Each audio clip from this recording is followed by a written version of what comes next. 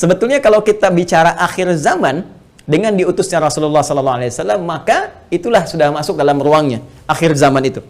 Ya, cuma kita belum katakan berakhirnya zaman, kita baru katakan akhir zaman. Ya, artinya apa? Kita berada di penghujung kehidupan dunia,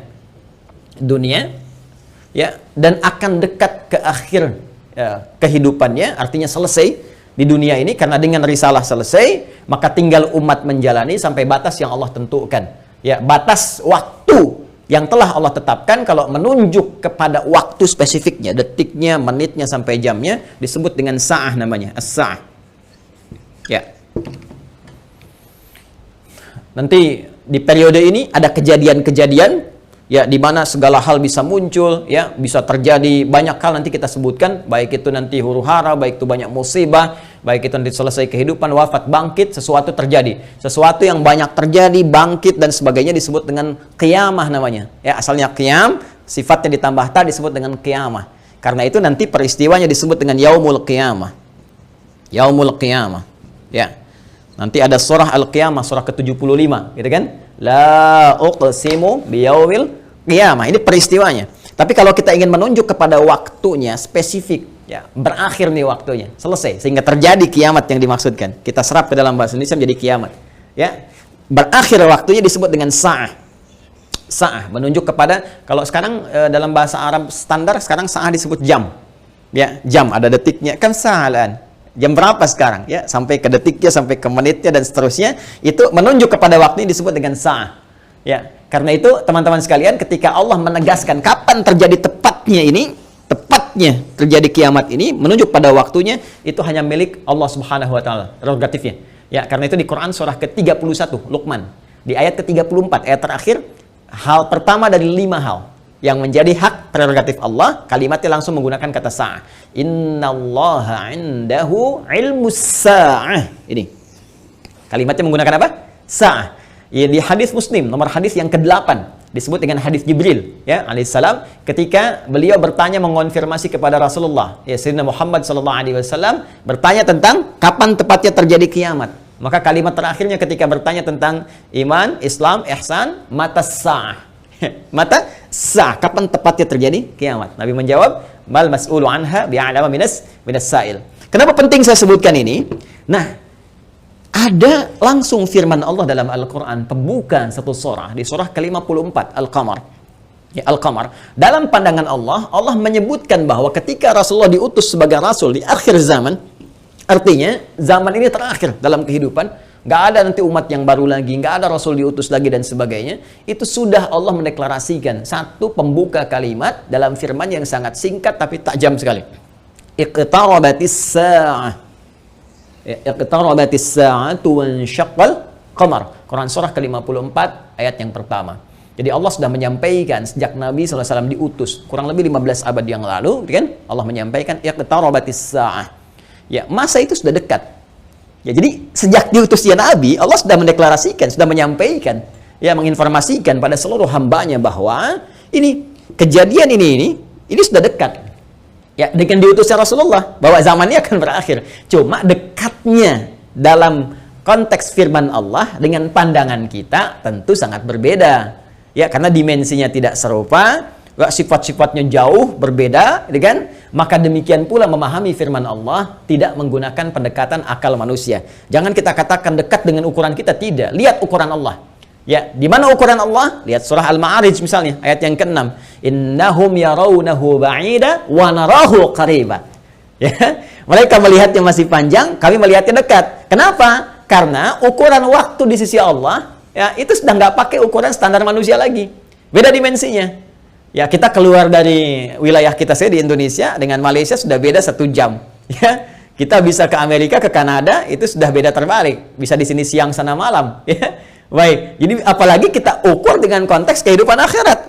Ya, ketika Allah berfirman dengan kita di sini, ya, antara kehidupan di luar bumi, di langit saja misalnya, itu yang sudah tidak ada gravitasi lagi, sudah gravitasi 0, itu perbedaan waktunya sudah berbeda jauh. Makanya ketika Al-Quran menginformasikan fi yaumin kana miqdaruhu alf sanatin mimma ta'udun, ya, ada 1 tahun bisa beda 1000 tahun. Dalam konteks orang dihukum di neraka bisa seharinya serasa 50.000 tahun, sehari bisa 1000 tahun. Artinya kalau Allah katakan misalnya 7 hari, berarti masih 7.000 tahun ya. Ya, 2 hari berarti masih 2.000 tahun dalam konteks terkecilnya, dalam pandangan kita. Tapi kita tidak tahu kapan itu terjadi. Secara singkat, Allah sudah mengatakan bahwa sejak Rasulullah SAW diutus, ini keadaan sudah akhir zaman. Ya kan? Satu. Dan sudah mendekat kepada kiamat. Cuma dekatnya itu kapan waktunya, kita tidak tahu. Dalam pandangan Allah dekat, dalam pandangan kita ngitung dari masa Nabi ke sini masih 15 abad, belum kiamat juga, ya kan? Sekarang belum kiamat juga, makanya jangan tanya tentang waktunya. Ya, yang ditanya persiapan kita apa? Ya, kalau Anda bertanya tentang waktu pada sesuatu yang sudah diatur, kaidah mengatakan sesuatu yang sudah diatur, jangan banyak ditanya lagi. Nanti menjadi semakin tidak teratur keadaan Andanya. Ya, matahari terbit dari timur, tenggelam di darat, masih Anda tanya kenapa terbit dari timur? Itu kurang kerjaan. Kurang kerjaan. Ya, kenapa malam gelapnya? Itu kurang kerjaan. Jelas ya? Kenapa? Karena sudah kita mengerti, itu ma'lumun bid-darurah, sudah dipahami, sudah dimengerti. Naluri kita sudah bisa membaca, akal kita sudah mengetahuinya, ditanamkan dalam diri kita. Karena itu, sesuatu yang sudah Allah atur, jangan ikut-ikut mengatur lagi. Ya, Nabi pernah ditanya tentang kiamat, Nabi tanya, bagaimana persiapan kamu kalau terjadi besok? Jangan tanya waktunya. Karena Allah rahasiakan semua itu supaya memberikan getaran pada jiwa kita dan katalis pada diri kita untuk meresponnya dengan semangat beramal dan menyiapkannya. Itu poinnya. Baik, jadi kalau kita sudah pahami ini semua, bahwa kita hadir saat ini, aktivitas kita ada di penghujung zaman, artinya memang kita sudah berada di akhir zaman, tapi kita tidak tahu kapan zaman berakhir. Tapi kita bisa melihat tanda-tanda yang disampaikan Rasulullah SAW di setiap perubahan-perubahan yang terjadi di akhir zaman itu. Perubahan-perubahan inilah yang menjadikan kita mesti menghadapi tantangan-tantangan yang dimaksudkan. Karena setiap era perubahan tadi itu ada tantangannya tersendiri, tahadiyatnya sesuai dengan karakteristik umatnya. Nah, pertanyaannya, apa yang diinformasikan oleh Rasulullah di zaman beliau berupa tantangan-tantangan, sampai perubahan-perubahan setelah masa-masa beliau kemudian wafat, bagaimana prediksi-prediksi yang disampaikan oleh para sahabat, ini yang coba kita uraikan. Dan di antara uraian itu, ada yang teman-teman sebut dengan petaka-petaka. Ada yang kita istilahkan dengan musibah-musibah. Seperti apa musibah yang digambarkan itu di setiap waktu-waktu yang berganti sepeninggal Nabi SAW, itu yang coba kita turunkan. Lalu kita akan mengaji bagaimana Nabi memberikan petunjuk kepada kita dengan izin Allah Subhanahu wa taala, saking sayangnya kepada kita, supaya setiap umat yang mengalami masa-masa itu lulus menghadapi ujiannya. Itulah rahmat Allah Subhanahu wa taala. Itulah di antara sifat Rasulullah yang disebut dengan rahmatan lil alamin, saking cintanya kepada seluruh pengikut beliau, umat beliau, maka beliau memohon kepada Allah diberikan petunjuk oleh Allah, begini setiap era ini nanti akan ada begini. Nanti kamu akan hadapi begini, begini cara menghadapinya, begini cara menjaganya. Kalau kita lakukan itu dengan baik, maka Allah akan menyelamatkan kita dari keadaan-keadaan yang dimaksudkan dan lulus kita ujian sampai kita menghadap kepada Allah Subhanahu wa taala. Kehidupan ini sebentar. Ya, sebentar. Jadi kalau kita terlampau banyak mainnya, sayang. Ya, pada akhirnya kan selesai. Karena itu patut kita menata diri dengan baik supaya maksimal kita bisa hadapi. Nah, mari kita turunkan. Kalau sudah paham ini, mohon maaf ya, saya izin hapus dulu. Bismillah. Saya berikan kesimpulan dulu sejenak. Jadi jangan lantas nanti diartikan akhir zaman, kiamat gitu kan. Padahal kita juga sedang di akhir zaman sekarang. Dan Rasulullah diutus Rasul akhir zaman. Sekarang kita ustadznya ustadz akhir zaman gitu kan. Dan kalau ada presiden akhir zaman, menteri akhir zaman, lihat lurah akhir zaman. Termasuk juga sekolah-sekolah akhir zaman dan sebagainya. Tapi zaman itu sampai berakhir seperti apa tahapan-tahapannya, bagaimana ujiannya. Itu yang kita lihat. Ya. Ini kesimpulan pertama, satu, tentang akhir zaman, sudah kita bahas. Ya, adalah satu era terakhir, ya, era terakhir dari umat manusia yang beraktivitas, ya kan, di bumi. Ini dia, era terakhir dari umat manusia yang beraktivitas di bumi. Jelas ya? Nah, ditandai dengan diutusnya Rasul terakhir, yaitu Rasulullah Sayyidina Muhammad sallallahu alaihi wasallam, kan? Sallallahu alaihi wasallam. Nah, kemudian karena siap Rasul itu membawa petunjuk, juga diberikan petunjuk berupa hudan terakhir. Nah, itu berupa Al-Qur'an. Karena Al-Quran pun ketika diturunkan Allah menyebut dengan hudan. Buka Quran surah kedua Al-Baqarah di ayat 185. Syahrul Ramadan alladzi unzila fihi al-Quran hudan linnas. Ya, hudan linnas wa bayyinatin minal huda wal furqan. Baik, sekarang dari sejak diutusnya Rasulullah sudah masuk akhir zaman, bagaimana perjalanan? Nah, kalau kita turunkan dari sini di masa Rasulullah SAW, Rasul ya SAW sampai dengan kita sekarang, ya. Sampai kita sekarang di masa kini kurang lebih ada sekitar 15 abad. Nah, sekarang kita akan bicara tentang bagaimana Rasulullah SAW menyampaikan tentang berita-berita nubuat itu tentang berita besar yang terjadi dibawa oleh utusan. Ya, orang menyampaikan nubuat disebut dengan nabi, pembawa berita besar. Beritanya disebut dengan naba, karena itu ada surah An-Naba. Ya, amma yatasaalun 'anin naba'il 'azim, ya. Nah, ini nanti ada nubuat-nubuat beliau yang disampaikan kepada para sahabatnya, terlacak sampai dengan ke kita tentang peristiwa-peristiwa yang terjadi di masa-masa sampai mendekat kepada waktunya berakhir, as-sa'ah, ya, as-sa'ah. Ya. Ini karena akhir di sini akhirnya selesai gitu, nggak bisa ditulis lagi, dan karena kita di sini ya dekat ya, tapi kan nggak tahu masanya kapan. Jadi kurang lebih ginilah ya, supaya agak ngeles sedikit bahwa papan tulisnya udah nggak cukup. Jadi gini ya, teman-teman sekalian, saya turunkan ke sini. Baik, sekarang saya beri contoh begini misalnya. Ya, ini hadis yang populer saja, saya langsung ambil dari hadis riwayat Muslim. Hadis riwayat Imam Muslim. Ya, nomor hadis yang ke-8. Nanti ada bab tentang iman, Islam dan ihsan.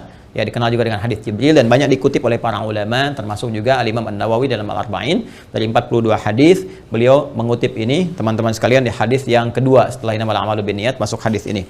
Ya, an Abi Hafs Umar bin Khattab radhiyallahu taala anhu, qala bainama nahnu julusun 'inda Rasulillah sallallahu alaihi wasallam, ittala 'alaina rajulun shadidu bayadit thiyabi, shadidus sawadis sa'ari, la yura 'alaihi atharus safari. Nah, kemudian setelah itu dia datang kepada Nabi sallallahu alaihi wasallam, fajalasa ila Nabi sallallahu alaihi wasallam, fasnada rukbatayhi wa wada'a kaffayhi ala fakhidhihi, faqala ya Muhammadun akhbirni anil Islam, dijawab oleh Nabi, akhbirni anil iman, dijawab oleh Nabi, akhbirni anil ihsan, dijawab oleh Nabi, terakhir kemudian mata sa'ah. Ya, bertanya tentang tanda-tanda as-sa'ah. Kapan ini ya terjadi tepatnya kiamat? Nabi menjawab, mal mas'ulu anha bi'alami minas sa'il. Ya, tidaklah yang ditanya lebih tahu daripada siapa yang bertanya. Ya, tidaklah yang ditanya lebih tahu daripada yang bertanya. Jadi yang ditanya Rasulullah SAW, ini kan Jibril, dekat dengan Allah. Allah Subhanahu Wa Taala berikan wahyu lewat Jibril, sampaikan kepada Rasulullah. Tentunya, ya malaikat Jibril lebih tahu dibandingkan dengan saya. Ya, ini juga pertanda ada dua hal. Pertama, pertanda ujian yang disampaikan malaikat kepada Nabi Muhammad supaya tidak mengarang sesuatu di luar apa yang Allah wahyukan kepadanya. Dan ini membenarkan risalah Nabi Muhammad SAW.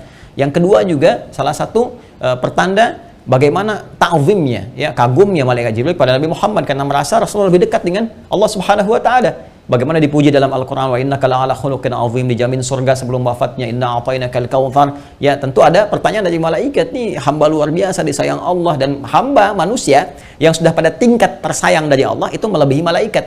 Karena itu ketika Adam alaihissalam ya diuji oleh Allah, diminta, ditanya ini apa, ya, Al-Baqarah di ayat yang ke-31 itu, wa 'allama Adam al-asma'a kullaha, dan seterusnya sampai ayat 33, maka malaikat kan diminta sujud hormat. Ya, 34-nya, wa idz qulna lil malaikati isjudu li Adam fasajadu, kan? Maka mereka diminta sujud hormat kepada Adam alaihissalam. Apalagi Nabi Muhammad sallallahu alaihi wasallam dengan segala puncak ketakwaan dan kedekatannya kepada Allah, maka mengkonfirmasi malaikat karena melihat bagaimana kedekatan Rasulullah dengan Allah Subhanahu wa taala. Tapi tetap Nabi dengan tawadhu mengatakan, mal mas'ulu anha bi'alam minas sa'il. Ya, kemudian bertanya an amaratiha, maka akhbirni, ya, an amaratiha, maka sampaikan kepadaku. Ya, informasikan maksudnya kepada malaikat Jibril ini supaya didengar oleh sahabat-sahabat yang lain dan disampaikan kemudian kepada generasi setelahnya sampai dengan ke kita. Ya, apa tanda-tandanya? Nah, ini tanda-tanda umum, teman-teman sekalian, yang mencakup kehidupan secara umum, baik itu dialami oleh ahli Quran ataupun bukan ahli Al-Quran. Jadi, ada masa-masa kehidupan dari sejak zaman Rasulullah nanti terus yang akan mendekat kepada as-sa'ah, berakhirnya kehidupan. Apa diantaranya? Ini banyak hadisnya ya. Ini saya baru ambil salah satu, gitu kan? Salah satu. Maka dikatakan misalnya antali dalam turabbataha. Bagaimana seorang pembantu melahirkan tuannya. Ya, di sini para ulama ada yang memahami sesuatu dunia menjadi terbalik. Ya, suatu dunia menjadi terbalik. Kalau kita lihat tekstual kan nggak mungkin. Oh, pembantu kok lahiran tuan, kan? Nggak mungkin. Tapi ada yang mengartikan banyak hal. Ya, keadaan menjadi terbalik. Ya, Misalnya, mohon maaf ya, kan biasanya tuan yang mengatur pembantu, sekarang pembantu ngatur tuan. Ya, jadi nanti ditafsir dengan hadis-hadis lain, ketika yang benar disalahkan, yang salah dibenarkan. Kemudian pembantu melahirkan tuan, ada yang mengartikan dengan perzinahan, ya selingkuh antara pembantu dengan tuan, dengan majikannya dan sebagainya, atau majikan memanfaatkan tuan dan sebagainya. Ya, ada kalimat-kalimat seperti itu. Wa antaral khufata rawatal alata. Ya, kemudian Anda bisa melihat kata Nabi sallallahu alaihi wasallam bagaimana pada masa itu orang-orang Badui yang ya dari jauh dari pedesaan tiba-tiba mendapatkan sesuatu yang luar biasa sampai ya tatawaluna fil bunyan, lomba mendirikan bangunan. Ya, ini ada yang memahami bahwa orang yang biasanya mengembala kambing, artinya orang-orang yang desa dari jauh dari apa yang tidak terbiasa dengan hal-hal yang mewah, tiba-tiba sibuk dengan kemewahan-kemewahan. Ya, kemudian nanti ditafsir di hadis lain, orang-orang berlomba-lomba dalam urusan dunia, sampai orang-orang desa pun ada ikut-ikutan, ya, pengen terlibat dalam konteks dunia dan sebagainya, yang biasanya mereka hidup dalam keadaan-keadaan yang serba sederhana dan sebagainya. Jadi situasi-situasi ini situasi umum. Ya, nanti ada hadis terkait dengan banyak menyebar penyakit-penyakit yang menular, yang jarang ada obatnya dan sebagainya. Ini masih persoalan-persoalan umum yang dengan umum ini dialami oleh semua orang. Artinya mau ahli Quran, bukan ahli Quran, ya akan mengalami peristiwa ini. Ya, saat kebenaran mulai tertukar, saat macam-macam dan seterusnya lah. Ya, tapi alhamdulillah kita nanti masih dilindungi dengan hadirnya hadis-hadis lain. Ya, masih ada ulama-ulama. Walaupun nanti mesti hati-hati ketika ulama banyak yang diwafatkan Allah Subhanahu Wa Taala. Sekarang kurang lebih sudah di atas 400 dari situasi pandemi saja di Indonesia saja. Itu bukan yang kaleng-kaleng, itu ulama-ulama yang memang ahli pesantren, ahli dzikir, ahli ilmu dan sebagainya. Mesti hati-hati juga. Ya, alhamdulillah kita masih ada orang-orang yang istighfar, bangun di malam hari, orang-orang yang mendekat kepada Allah, orang-orang yang taubat, masih kita dilindungi oleh Allah. Ya, jadi keadaan-keadaan ini, tapi petunjuk-petunjuk ke arah ini sudah mulai terasa. Artinya Nabi menyampaikan setelah kehidupan beliau akan dialami masa-masa ini.